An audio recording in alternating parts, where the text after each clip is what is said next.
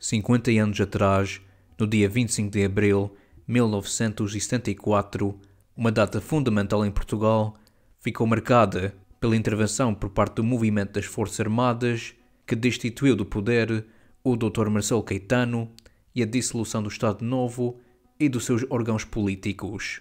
Substituiu-se a Revolução Corporativa pela Revolução Democrática e Marxista. 50 primaveras perpassaram este querido país de quase um milénio. Houve algumas mudanças positivas que hoje permitem aos portugueses gozar uma qualidade de vida ligeiramente superior, nomeadamente nos bens materiais que desfrutamos diariamente. Mas pelo bem há sempre o mal, e há muita maldade para desenrolar. Uma utopia, ou topos, delineia a perfeição numa ordem política e social. É intrínseco ao ser humano o exercício da sua imaginação, que esteja consciente do seu entorno e a sua realização de uma visão que supera os defeitos, inundando a condição humana após a sua queda. O ingresso para o paraíso através da santidade. Porém, nesta idade de secularismo, assistimos no amolecimento da individualidade, pois as utopias igualitárias, na sua íntegra, constituem um embate frontal contra a lógica, a falsidade adornada por charlatães. Por um lado, nós podemos enaltecer o Abril, mas também devemos lapidar estas palavras com toda a seriedade que o merece. O levantamento militar foi sequestrado desde o início por um hoste de grupos e interesses ideológicos. Nos primeiros meses após o golpe, a eufória popular era mais que evidente. Contudo, com o tempo, os cravos foram murchando e a intensa hesitação revolucionária começou a mostrar os seus efeitos negativos sobre uma população despolitizada e acostumada a um Estado paternalista. Com tanto foco na destruição, o novo Estado português avançou na sua transição para o socialismo sem a necessidade de criar novas instituições, graças à estrutura corporativa deixada pelo regime anterior. Logo percebemos que os novos governantes não estavam interessados em minimamente garantir a liberdade inicialmente prometida, mas sim em estabelecer um regime comunista. Ao mesmo tempo, entregaram o ultramar e abandonaram as suas populações à influência soviética, resultando em uma derrota significativa para o mundo livre e para a civilização ocidental. Quando o General Spindler renunciou ao cargo de Presidente da República, que temos de lembrar era uma figura romântica que endossava a igualdade e a fraternidade, os princípios da Revolução Francesa, meses de tensão política desencadeou o 11 de março e a matança de Páscoa, esta última comprovada hoje como uma manobra lançada pela esquerda para dar ímpeto ao PREC, o processo revolucionário em curso, que justificava a onda das nacionalizações eventualmente executadas, a violência da reforma agrária e a detenção da oposição. Sim, Portugal foi vassalado pela ameaça comunista, sem qualquer paralelo na Europa. No meio de toda esta loucura, o conflito entre partidos com tendências autoritárias surgia com fecundidade o amor pela pátria e o respeito pela liberdade. Ainda havia alguma dignidade, mesmo enredada entre a maldade e a estupidez. É por isso que no dia 25 de novembro de 1975, mais de um ano depois do 25 de abril, o general Ramalhianes encarregou o coronel Jaime Neves e os seus comandos, sediados na Amadora, com a missão irrecusável de impedir a propagação do bolchevismo em Portugal. Eles recuperaram com sucesso o Monsanto e a quadrilha revolucionária depois as suas armas, desiludidos. Essa intentona, levada a cabo por paraquedistas que chegaram a ocupar 30 unidades militares, o aeroporto de Lisboa, a RTP e a emissora nacional, fracassou graças à intervenção do Jaime Neves e das forças moderadas, que contiveram os golpistas apoiados pelo PCP. Felizmente, Portugal não se tornou numa colónia da União Soviética.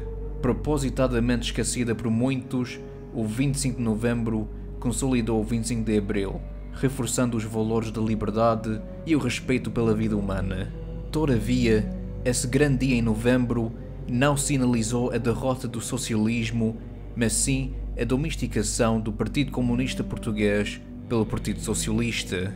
Não podemos ignorar que o Partido Socialista, desde sempre, advogou pelo marxismo, nem tampouco olvidar que foi o Mário Soares, enquanto ele exercia suas funções como Ministro dos Negócios Estrangeiros nos primeiros governos provisórios, que atiou relações diplomáticas com a União das Repúblicas Socialistas Soviéticas, a urticária do comunismo, isto é, já em junho de 1974, jamais opondo-se às nacionalizações posteriormente efetuadas. O próprio Costa Gomes, Presidente da República no decurso do 25 de novembro, cruzará mais tarde com os ditadores da Cuba e da Coreia do Norte. Até existem fotografias. Vamos mesmo ignorar os abraços calorosos trocados entre Soares e Samora Machel, enquanto este último perseguia e até mesmo assassinava cristãos em Moçambique? Ou então, para apontar para um exemplo mais recente, os selfies tirados em Belém entre o Marcelo Rebelo de Sousa com Dias-Canel, sorridentes enquanto 11 milhões de almas definham no cárcere nacional chamada Cuba. Então agora eu quero lançar a seguinte pergunta: que raio de vergonha é isto? Porque é que os nossos representantes públicos convivem com ditadores? O que é que eles fazem com gente sanguinária? Enviou as suas condolências à família do Ibrahim Raisi, o presidente iraniano que faleceu num acidente de helicóptero. Eu pergunto o seguinte: o que é que o Luís Montenegro anda a fazer mandar condolências à família de um homem que mandava enforcar as pessoas? Um homem que mandava enforcar as pessoas que não tapavam a cara, por simplesmente cometerem um crime, um delito muito simples. O que é isso? O que é que isso transmite sobre Portugal para o mundo em termos de defender a liberdade, o respeito pela vida humana? O que é que isso transmite? Eu pergunto, eu faço legitimamente essa pergunta. E eu vou dizer o seguinte: mas o 25 de Abril não representa a liberdade. Não representa. Mas continuando, não sejam enganados, meus caríssimos ouvintes. A ideia de um socialismo moderado, compatível com instituições livres, é absolutamente errada. Todo o socialismo encara a instrumentalização do poder como um objetivo revolucionário para institucionalizar a miséria. Para muitos, o Partido Comunista Português é um partido que anda a falecer há 30 anos. O que é que eu acho? 4 comunistas no Parlamento são 4 comunistas a mais. 5 bloquistas na Assembleia da República é um número de indivíduos demasiadamente elevado na defesa de uma filosofia sanguinária. 78 socialistas rodeiam com piedade o Pedro Nuno Santos. Santo devidamente não é. O grande timoneiro da esquerda portuguesa, que tem empobrecido as famílias portuguesas com as suas aventuras aéreas. Esta malta da esquerda, eles pregam o Evangelho Vermelho, doutrinar as crianças e empenderar como um direito a banalidade dos seus costumes. Inequivocamente, temos de declarar a nossa oposição contra o socialismo, a não fazer compromissos com essa ideologia adoentada, nem com os globalistas. Como cristãos, nós temos de gritar chega com isto, a varrer com estas heresias onde eles andam por caminhos perigosos, aliciando almas insuspeitas e forjando laços diabólicas para instalarem o inferno da igualdade. Temerários, os lábios da esquerda estão fitados com uma belicosidade dialética contra a nossa cultura e valores, convictos da sua superioridade em causar os mais danos possíveis. Décadas e gerações desta distorção intelectual e pedagógica, já visível durante o Estado Novo, levou-nos para esta conjuntura abismal. Se o 25 de Abril é dia de liberdade, supostamente, então temos de defender essa liberdade. Temos de defender o uso da propriedade sem sermos molestados. É manter os princípios, a ética cristã do direito natural, contra a prepotência infantil dos guerreiros da justiça social e dos seus acólitos zigóticos. Não podemos combater os perigos da tirania com um Estado igualmente engrandecido. Temos de reivindicar que a família é o núcleo que sustenta o mundo, sempre regado com amor. Temos de arduamente exorbitar com nobreza o mérito individual do homem e a sua personalidade, a propensão para a criatividade e a beleza. O ser humano é sem dúvida uma criatura defeituosa, mas valiosa na sua diversidade. Contrário a inanidades da esquerda, não podemos sepultar a pátria, onde repousam no berço da memória os nossos antepassados. Temos de rejeitar os preceitos de uma democracia messiânica e a sua rebelião contra a inspiração divina. Os portugueses estão esfomeados pela tranquilidade. Para um futuro mais próspero, o fomento da esperança em prol da nossa juventude.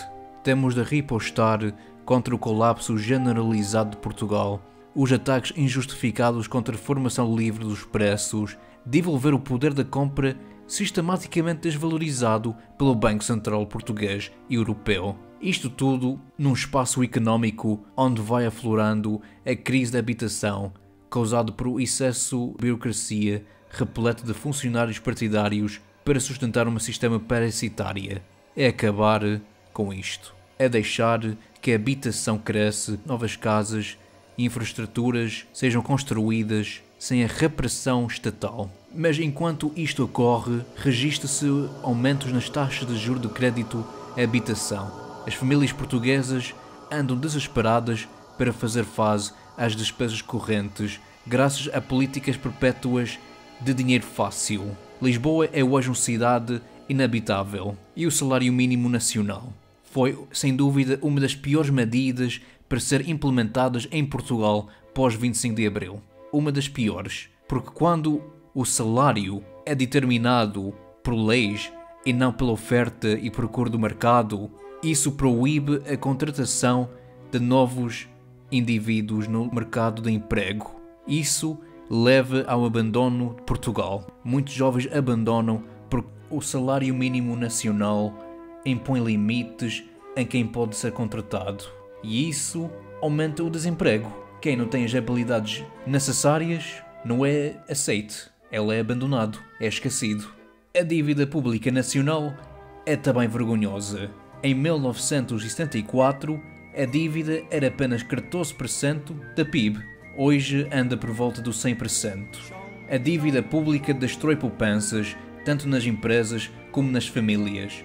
Não incentiva o investimento e chegamos a consumir os nossos recursos e tolerar uma vida mais precária. Não há visão para o futuro. As gerações mais novas pagam pelos erros dos seus progenitores. A taxa de natalidade, já em queda durante o período autoritário, agravou-se pós 1974, porque hoje não é só mais difícil criar uma família, mas o conceito de constituir uma família em si, o labor, o esforço de criar riqueza para que as próximas gerações podem tirar proveito do passado, é hoje punido por um sistema fiscal bastante rigoroso. E constituir uma família nos dias de hoje é visto como suspeito por movimentos progressivos que avançam com teses de aborto, que avançam com teses de esterilizar o mundo, e eles pretendem avançar com o modelo da substituição demográfica pelo terceiro mundo, porque eles são internacionalistas. O que eles desejam, acima de tudo, é um governo global. Temos de ser contra a politização da saúde. Temos de ser contra educadores hiper-erotizados que estão sempre a fazer greve. Temos de ser contra o setor empresarial do Estado, sempre atrofiado por dívidas e péssima gestão. Temos de ser contra a corrupção que vai minando as nossas forças armadas com generais subqualificados. Temos de ser contra o desrespeito pelas forças de segurança pública. Temos de estar contra o plano globalista de implementar o multiculturalismo. Estamos sujeitos a estes factos. Somos escravos destas verdades imutáveis. Tudo que é verdadeiro não se prescreve. A comunicação social levanta as suas baionetas para defender as suas ideias arcaicas contra qualquer oposição do sistema político vigente. Bem, não esqueçamos das subvenções que financiou e financia os jornais e canais de televisão para propagar ideias no seu favor e condicionar toda a informação, condenando tudo que não seja politicamente correto, que não corresponde à agenda do Estado português. A ironia quixotada em rotular tudo como fascista, quando esta tem as suas origens no sindicalismo italiano do século XIX. Eles tentam impor a censura em quem eles não gostam, mas nós estamos de contra-atacar esta violência contra a expressão. Eu não tenho vergonha dos meus ideais. Eu não escondo o que me vai no coração. O marxismo democrático tem devorado Portugal, mas nós vamos fazer com que a fé regresse na vida das pessoas. Sem fé não há vida. E os socialistas, desprezando toda a religião espiritual, na sua vertente nihilista, martelam uma fé monolítica do Estado. O que é que eu digo a isto? Chega disto, porra!